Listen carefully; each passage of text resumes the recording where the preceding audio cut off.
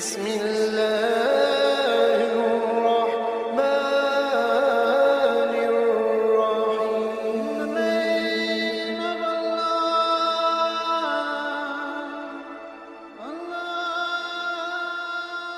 الرحمن الرحيم. بسم اللہ الرحمن الرحیم.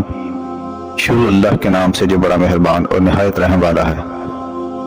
حاتم طائی کی بیٹی جب قید ہو کر بارگاہ رسالت صلی اللہ علیہ وآلہ وسلم میں آئی تو اس کا دوپٹہ تھوڑا سا سر سے کھسکا ہوا تھا. سر کے چند بال نظر آ رہے تھے. آپ صلی اللہ علیہ وآلہ وسلم نے حضرت عمر رضی اللہ تعالی عنہ کو فرمایا, عمر بیٹی کے سر پر دوپٹہ دو.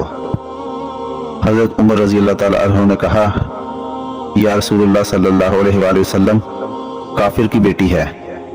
آپ صلی اللہ علیہ وآلہ وسلم نے رو کر فرمایا, عمر بیٹی بیٹی ہوتی ہے, چاہے کافر کی ہو یا مسلمان کی.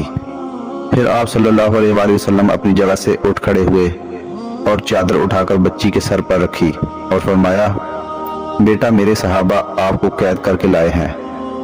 میرے پاس رہنا چاہو تو رہو, واپس جانا چاہو تو جا سکتی ہو. وہ لڑکی کہتی ہے, میں واپس جانا چاہتی ہوں. آپ صلی اللہ علیہ وآلہ وسلم پر میرے ماں باپ بھی قربان. آپ صلی اللہ علیہ وآلہ وسلم نے صحابہ کی ڈیوٹی لگائی. 2 دن اور 2 راتوں کے بعد آپ صلی اللہ علیہ وآلہ وسلم پاک اصحاب اس لڑکی کو لے کر اس کے گھر پہنچے اور دروازہ کھٹکھٹایا. اندر سے عتیق بن حاتم یعنی حاتم کا بیٹا باہر آیا. جب بہن کو غیر محرم صحابہ کے ساتھ دیکھا تو غصے میں آ گیا. پہلا سوال بہن سے پوچھا کہ مسلمانوں کا نبی کیسا ہے. بہن بھاگ کر آگے ہوئی, بھائی کے منہ پر ہاتھ رکھ کر کہتی ہے, بھائی غلط لفظ منہ سے نہ نکالنا. میرا باپ بھی میری عزت کی حفاظت نہیں کر سکتا تھا جو محمد صلی اللہ علیہ وآلہ وسلم نے کی ہے. اس نے پوچھا, ان صحابہ کا کردار کیسا ہے. کہنے لگی, نماز کا وقت ہوتا تھا یہ نماز پڑھتے تھے, میں نے ان کا چہرہ نہیں دیکھا, انہوں نے میرا نہیں دیکھا. بھائی کا غصہ ٹھنڈا ہو گیا. کہنے لگا, اگر مسلمانوں کا نبی اتنا اچھا ہے تو مسلمان کیوں نہیں ہوئی.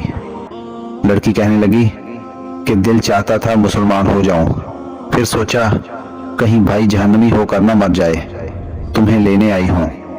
آؤ دونوں بہن بھائی نبی کریم صلی اللہ علیہ وآلہ وسلم کے قدموں کو چوم کر جنت کی بہاریں لوٹ لیں. دوستو, آج کی ویڈیو اچھی لگی ہو تو چینل کو سبسکرائب ضرور کیجیے گا. اللہ تعالیٰ آپ کا حامی و ناصر ہو.